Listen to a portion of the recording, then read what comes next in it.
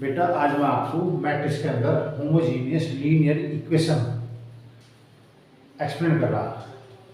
A system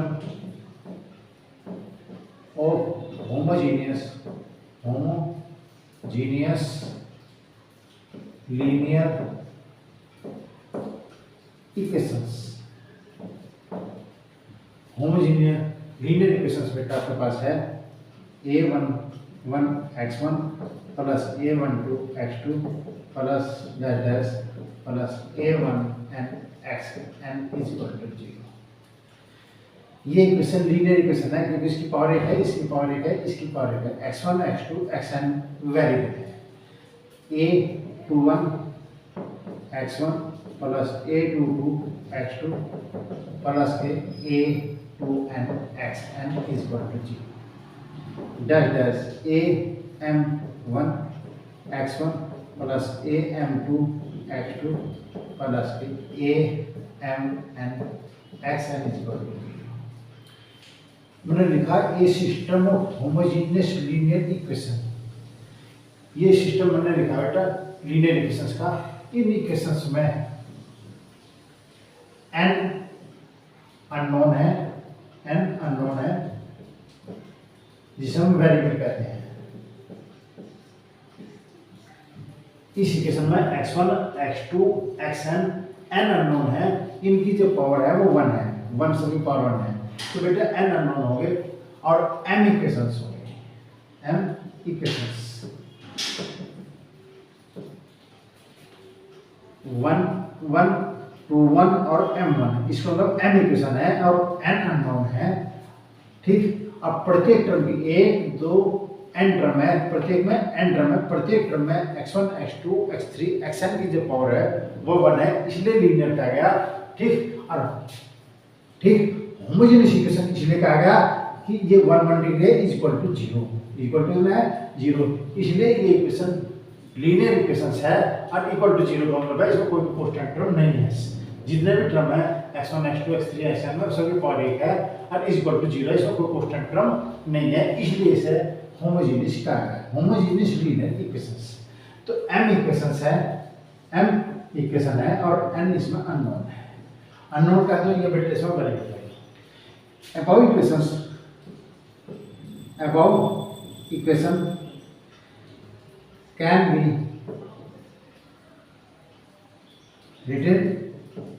written in matrix form. अब हम इस इक्वेशन को बेटा मैट्रिक्स फॉर्म में लिखेंगे ax is equal to 0। ax is equal to 0 where जहां a कोएफिशिएंट मैट्रिक्स कहलाती है, यानी a matrix coefficient x1 x2 xn के coefficient a11 a12 a13 dash a1n a21 a22 a23 dash a2n dash am1 am2 dash amn। ये आपके पास होगा बेटा coefficient matrix, यानी कोएफिशिएंट यानी x1 x2 के जो कोएफिशिएंट है उनकी जो मैट्रिक्स है। और आपके पास ये जो है जीरो मैट्रिक्स है, ये क्या है जीरो मैट्रिक्स है। और x है बेटा वो अननोन मैट्रिक्स वेरिएबल की मैट्रिक्स है। तो x आपके पास हुआ, x आपके पास है x1 x2 एंड xn। तो पहले इक्वेशंस है, इक्वेशन को हमने मैट्रिक्स के रूप में लिखा। ठीक, और होमोजीनियस लीनियर इक्वेशन का शॉर्ट नोटेशन मैट्रिक्स की फॉर्म में यू है। शॉर्ट नोटेशन यानी कि जो इक्वेशन दे रखी उसे हम मैट्रिक्स के फॉर्म में इस तरह रिप्रेजेंट करते हैं। इस ये जो मैट्रिक्स फॉर्म है, ठीक, या होमोजीनियस लीनियर इक्वेशंस की फॉर्म कहलाती है। Matrix form homogeneous linear equations की मैट्रिक्स फॉर्म है जिसमें m इक्वेशंस हैं और n अननोन है। तो आपके पास matrix form ax is equal to 0, ax equal to 0। अब इस मैट्रिक्स फॉर्म में जो इक्वेशंस लिखी है बेटा, अब मुझे इसका सॉल्यूशन बताना। इस सॉल्यूशन की दो कंडीशंस है। पहले ये जो सॉल्यूशन देगा ये हमेशा ax इक्वल टू 0 हमेशा कंसिस्टेंट सॉल्यूशन देगा, कंसिस्टेंट। यानी कि इक्वेशन जो है वे कैसे होंगे बेटा, कंसिस्टेंट कंसिस्टेंट। ठीक, अब जब हम इक्वेशन कहते हैं तो कंसिस्टेंट कहते हैं, इक्वेशन अगर अर्थ बताऊं तो कंसिस्टेंट कहेंगे। अब इस कंसिस्टेंट में बेटा हमें कंडीशंस, दो कंडीशन है। एक आपके पास इक्वेशन बेटा इनफाइनाइट सॉल्यूशन होगा इसका, इनफाइनाइट मैनी सॉल्यूशन, और एक आपके पास होगा बेटा यूनिक सॉल्यूशन, यूनिक। जो इक्वेशन ए एक्स मैट्रिक्स जो ए एक्स इक्वल टू 0 की फॉर्म में इक्वेशन को बनना है ए एक्स इक्वल टू 0 की फॉर्म में ना, उसका मुझे सॉल्यूशन फाइंड करना, और सॉल्यूशन जो बेटा कंसिस्टेंट होगा। ठीक, इनकंसिस्टेंट नहीं होता। तो इन कंसिस्टेंट में दो कंडीशन बनी, ये तो इसका सॉल्यूशन इनफाइनाइट मैनी सॉल्यूशन होगा, ये इसका सॉल्यूशन यूनिक सॉल्यूशन होगा।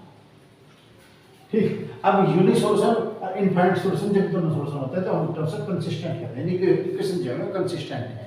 ठीक है, नहीं उन इक्वेशन कंसिस्टेंट का मतलब है उन इक्वेशंस का सॉल्यूशन होगा जो सिस्टम ऑफ लीनियर इक्वेशंस दी हुई है। अब इसका जो सॉल्यूशन हमें जो बताना वो मैट्रिक्स के फॉर्म में बताना, मैट्रिक्स के थ्रू बताना।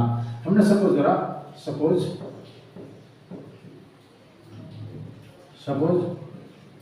R be the rank of matrix है, ये मैट्रिक्स है, उसकी जो रैंक है वो R है, rank A equal to R। और n क्या बेटा, n है number of unknown, n number of unknown है। कंडीशन बनी इफ यदि n इक्वल टू R है तो यूनिक सॉल्यूशन होगा, यूनिक सॉल्यूशन एग्जिस्ट। यानी कि इक्वेशन जो है वो यूनिक सॉल्यूशन रखेंगे। यूनिक सॉल्यूशन क्या दो बेटा से, ट्राइवल सॉल्यूशन कह दो, ट्राइवल सॉल्यूशन कह दो, या दूसरा नाम बेटा जीरो सॉल्यूशन, जीरो सॉल्यूशन। अगर इक्वेशन को मैंने मैट्रिक्स फॉर्म में लिखा, उस मैट्रिक्स के फॉर्म में लिखने के बाद मुझे ए रैंक प्राप्त, ए मैट्रिक्स प्राप्त हुई, उसकी रैंक बेटा R है, n बेटा नंबर ऑफ अननोन है। अगर n और R बराबर है तो यूनिक सॉल्यूशन एग्जिस्ट होगा। यूनिक सॉल्यूशन कह दो, ट्राइवल सॉल्यूशन कह दो, जीरो सॉल्यूशन कह दो, एक ही बात है। इसका मतलब है जितने भी वेरिएबल थे x1, x2, x3 dash xn, सभी वेरिएबल की वैल्यू 0 है, सभी वेरिएबल की वैल्यू कितना है बेटा, 0 है। अब दूसरी कंडीशन है, इफ यदि R n से छोटा है, R n से छोटा है तो इनफाइनाइट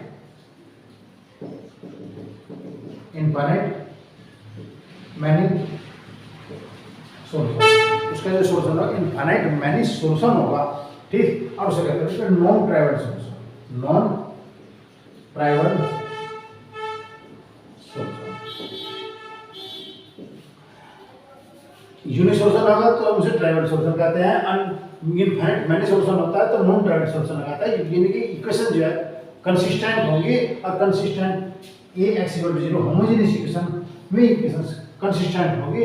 और ठीक, और वे दो ही प्रकार के सॉल्यूशन रखेंगे, एक इनफाइनाइट मैनी सॉल्यूशन और एक आपके पास यूनिक सॉल्यूशन। हमने सपोज करा जो मैट्रिक्स ए प्राप्त हुई उसकी रैंक R है, यदि n क्या है, नंबर ऑफ अननोन है, यदि n बराबर R है तो यूनिक सॉल्यूशन होगा, ट्राइवल सॉल्यूशन होगा, जीरो सॉल्यूशन, सभी वेरिएबल की वैल्यू 0 होगी। इसका तात्पर्य यही है, जीरो सॉल्यूशन हम ट्राइवल सॉल्यूशन कह देते हैं और यूनिक सॉल्यूशन कह देते हैं। अगर R रैंक जो है वो n से कम है तो इनफाइनाइट मैनी सॉल्यूशन होगा, और उसे बेटा हम नॉन ट्राइवल सॉल्यूशन कहते हैं। चलते हैं, ये क्वेश्चन नंबर फर्स्ट लिया हमने, ये क्वेश्चन फर्स्ट होगी, ये क्वेश्चन सेकंड है, और ये क्वेश्चन आपके पास थर्ड है। तीन क्वेश्चन देख सकते हैं। ये तीन इक्वेशंस प्रत्येक टर्म की पावर 1 है, इसलिए लीनियर है। ठीक, कांस्टेंट की वैल्यू 0 है, इसलिए होमोजेनियस है। तो ये होमोजेनियस लीनियर इक्वेशन है, और हमें इसका सॉल्यूशन फाइंड करना कि ये इनमें चार ऑप्शन है, has unique solution, infinite solution, no solution, unknown. कौन सा ऑप्शन इसका सही है उसे हमें बताना। तो मैंने आपको कहा था पहले होमोजेनियस लीनियर इक्वेशन को मैट्रिक्स फॉर्म में लिखो, इसे बेटा मैंने ए एक्स इक्वल टू 0 की फॉर्म में लिखा। तो जब 0 की फॉर्म में लिखा, पहले बेटा एक्स का कोएफिशिएंट 1 2 3, फिर एक्स का कोएफिशिएंट 3 y का 4 और z का 4 आ गया। फिर 7 10 और 12। पहली रो एक्स वाई जेड के कोएफिशिएंट की, दूसरी रो एक्स वाई जेड के कोएफिशिएंट की, तीसरी रो बेटा एक्स वाई जेड के कोएफिशिएंट की हमने लिख ली। अभी एक्स वाई और जेड इज इक्वल टू 0, ये 0 0 मैट्रिक्स में बोला। अब हम इसके अकॉर्डिंग से लेके चलते हैं। हमने मैट्रिक्स ए लिखी 1 2 3 3 4 4 7 10 12। जब हम होमोजेनियस इक्वेशन को सोल्व करते हैं, होमोजेनियस लीनियर इक्वेशन को सोल्व करते हैं या नॉन होमोजेनियस लीनियर इक्वेशंस को, ठीक, तो बेटा हम उसे उन इक्वेशंस का सॉल्यूशन निकालने के लिए एक्स वाई जेड जो भी वैल्यू उन्होंने दे रखी है, अननोन जो भी दे रखी है, उनका मान निकालने के लिए हम सबसे सोल्व जो करेंगे वो इक्लोन फॉर्म के द्वारा ही सोल्व करेंगे। यानी कि इक्लोन फॉर्म के द्वारा सोल्व करना ज़्यादा बेस्ट रहता है। तो हम डिटरमिनेंट मेथड नहीं लगाएंगे, रैंक तो निकाल लेंगे, परंतु रैंक निकालने के लिए हम इक्लोन मेथड का यूज करेंगे, न कि नॉर्मल का, न डिटरमिनेंट मेथड का, ठीक। क्योंकि रैंक जो है नॉर्मल फॉर्म के थ्रू भी निकलती है, इक्लोन फॉर्म के थ्रू भी निकलती है, डिटरमिनेंट मेथड के अकॉर्डिंग भी निकलती है। परंतु हमेशा जब भी रैंक निकालोगे आप इक्लोन फॉर्म के थ्रू निकालोगे इक्वेशंस के अंदर, चाहे वो इक्वेशन होमोजेनियस हो चाहे नॉन होमोजेनियस इक्वेशंस हो। अब इसकी मुझे रैंक निकालनी है। रैंक निकालने का प्रोसेस मैंने आपको बताता कि फर्स्ट रो के फर्स्ट एलिमेंट के नीचे सभी जीरो बनाओ, इसे भी जीरो, इसे भी जीरो। फिर सेकंड रो के सेकंड एलिमेंट के नीचे जीरो बनाओ। तो आपके पास बेटा ऑप्शन हुआ R2 माइनस के 3R1 और R3 माइनस के 7R1। इसमें 3 की मल्टीप्लाई करी, इसमें सब्ट्रैक्ट कर दिया, इसमें 7 की मल्टीप्लाई करी, इसमें सब्ट्रैक्ट कर दिया, तो ये बेटा दोनों जीरो बन गए। ये इक्विवेलेंट मैट्रिक्स है। 1 2 3 मल्टीप्लाई करी 0, इसमें 3 की मल्टीप्लाई करी 6, 4 माइनस 6 माइनस के 2, 3 की मल्टीप्लाई करी माइनस के 5, 4 माइनस के 9 5, ठीक। अब 7 की मल्टीप्लाई करी, ये 0, इसमें 7 की मल्टीप्लाई करी 14 होगा, 10 माइनस 14 माइनस के 4 होगा, इसमें 7 की मल्टीप्लाई करी 7 21 12 में 12 माइनस 21 यानी कि आपके पास बेटा माइनस के 9 है। अब फर्स्ट रो के फर्स्ट एलिमेंट के नीचे 0 आ चुका। अब इसके बाद सेकंड रो का सेकंड एलिमेंट है, इसके नीचे 0 बनाओ, ओनली रो ऑपरेशन। तो R3 माइनस के 2R2, इसमें 2 को मल्टीप्लाई करके फिर इसमें सब्ट्रैक्ट कर दिया, तो आपके पास आएगा बेटा 1 2 3 0 माइनस 2 माइनस के 5 0 0। इसमें मैंने 2 की मल्टीप्लाई करी 10 आ गया, माइनस के 9 प्लस के 10 1 आ गया, ठीक। तो आपके पास रैंक ऑफ ए मैट्रिक्स की जो रैंक आई वो आपके पास बेटा, मैंने कहा था रैंक जब निकालते हैं, ठीक, रैंक निकालने समय इक्लोन फॉर्म को मैंने यूज करा और उसमें number of non zero row कहलाती है, number of non zero row rank कहलाती है। तो इसमें 1 रो 2 रो 3 रो है, ठीक।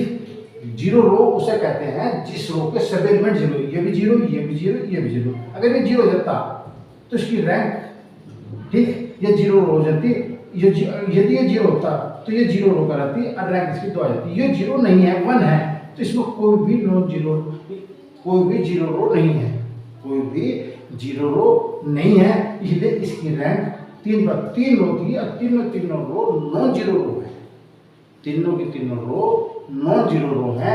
1 रो 2 रो 3 रो हो गए, तीनों नॉन जीरो है, क्योंकि इसमें किसी भी रो के सभी एलिमेंट 0 नहीं है। इस रो में 2 एलिमेंट 0 है, यो 1 है, ये 0 नहीं है, इसलिए 3 की 3 रो नॉन जीरो है, इसलिए रैंक 3 पाते हैं।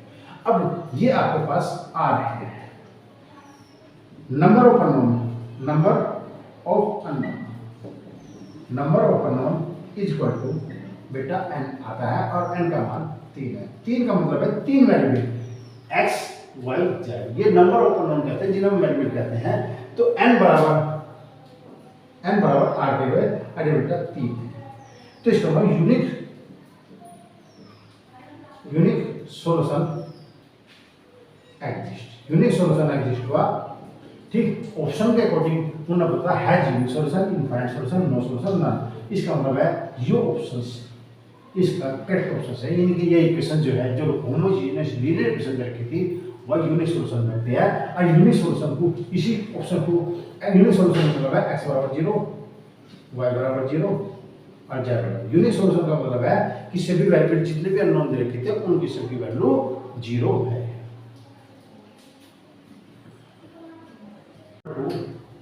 ये इक्वेशन दे रखी बेटा, लीनियर इक्वेशन, ये लीनियर इक्वेशन है, ये लीनियर इक्वेशन है। कांस्टेंट की वैल्यू 0 है, इसलिए बेटा होमोजेनियस लीनियर इक्वेशन है।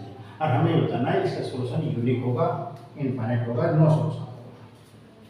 ठीक, तो बेटा इसे पहले हम मैट्रिक्स फॉर्म में लिखते हैं। A equation written in matrix form. Matrix form में लिखी, matrix form A X is equal to 0। तो ए मैट्रिक्स जो आपके पास प्राप्त हुई वो आपके पास मैट्रिक्स प्राप्त हुई 1 2 3 2 3 4 7 13 और 19। पहले रो इक्वेशन के थ्रू आई, दूसरी रो इस इक्वेशन के थ्रू आई और तीसरी रो बेटा इस इक्वेशन के थ्रू आई। और ये आपके पास कोएफिशिएंट ऑफ मैट्रिक्स कहलाती है। क्या कहलाते हैं सर? इसे कहते हैं coefficient of matrix. Coefficient matrix. अब इसकी रैंक निकालो बेटा पहले। R2 माइनस के 2R1 अब R3 माइनस के 7R1। इसमें 2 मल्टीप्लाई करिए, मैंने आपको कहा था रैंक जो निकाल लेंगे वो इक्लोन फॉर्म के थ्रू निकाल लेंगे। और इक्लोन फॉर्म में रो ऑपरेशन यूज करेंगे। अब उसकी कंडीशन से है कि फर्स्ट रो के फर्स्ट एलिमेंट नीचे 0, सेकंड रो के सेकंड एलिमेंट सभी एलिमेंट नीचे 0 होने चाहिए।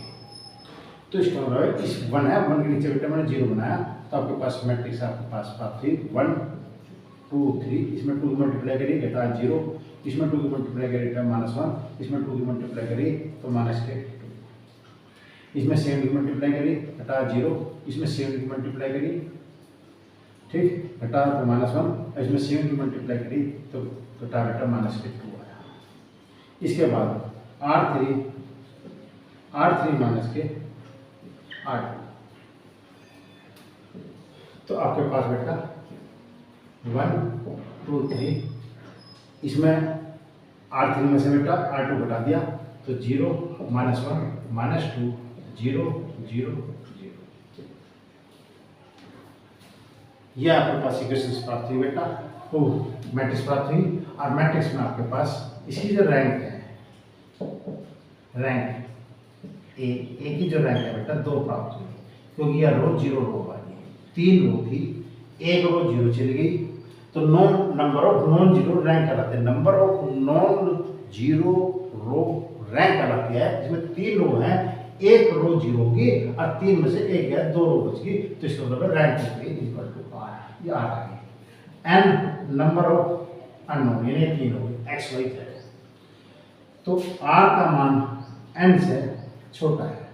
जब आर का मान एन से छोटा है तो इसका मतलब है equation has infinite many solution. ये जो इक्वेशन है वो इनफाइनाइट मैनी सॉल्यूशन लगती है, तो आपके पास ये इक्वेशन।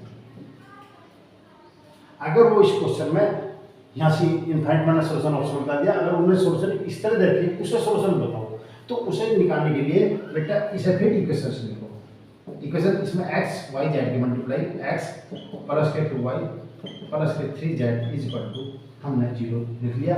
इसके बाद क्योंकि अब इसे हम x इज इक्वल टू 0 की फॉर्म में लिखेंगे दोबारा, ठीक, क्योंकि इसकी इक्विवेलेंट मैट्रिक्स ले आएगी, इसे इस रूप में लिखेंगे और फिर इसके बाद x y z की इक्वेशन प्राप्त करेंगे।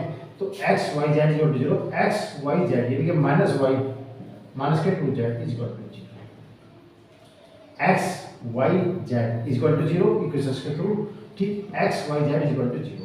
तो इसमें लैट कर लो, z का मान मैंने c मान लिया, z का मान c लिया, तो y का जो मान प्राप्त होगा वो माइनस के 2c प्राप्त होगा। तो इसमें अब ये वैल्यू इसमें पुट कर दो, x इसकी मल्टीप्लाई में करी माइनस के 4c और z का मान बेटा 3c इज इक्वल टू 0। तो x का जो मान आया वो c आया। अगर वो सोल्यूशन में इस ऑप्शन में इससे देता है सी के रूट सी जो है ये सी बेटा रियल नंबर को बिलोंग करता है। तो इसका मतलब अगर उन्होंने कहा इनफाइनाइट सोल्यूशन तो मैं इनफाइनाइट सोल्यूशन और सोल्यूशन पूछते हैं तो इसके अकॉर्डिंग उसे सोल्यूशन पता। अब इसमें हमने जेड सी मानना जरूरी नहीं, जेड सी मान लो, वाई को सी मान लो या एक्स मान लो, दो इक्वेशन है, तीन वेरिएबल है तो एक वेरिएबल को लेट करना ही पड़ेगा। क्या कहा मैंने, दो इक्वेशन है तीन वेरिएबल है, इसलिए जब दो इक्वेशंस हो और तीन वेरिएबल तो इनफाइनाइट सॉल्यूशन होगा। इनफाइनाइट मैनी सॉल्यूशन में एक वेरिएबल को अपनी तरफ से चूज करना पड़ेगा। तो एक्स को मान लो, वाई को मान लो, जेड को मान लो, इससे कोई फर्क नहीं पड़ता, अपने सुविधा अनुसार जिसे मान सकते हो उसी से मान लो। एक वेरिएबल लेट कर लो और दो का मान उसकी टर्म में निकाल लो, ठीक, तब उसका इनफाइनाइट सॉल्यूशन प्राप्त है। इनफाइनाइट इसलिए है कि सी जो है रियल नंबर को बिलोंग कर रहा है, रियल नंबर इनफाइनाइट नंबर है, तब कुछ भी चूज कर लो, इसका सॉल्यूशन आओ।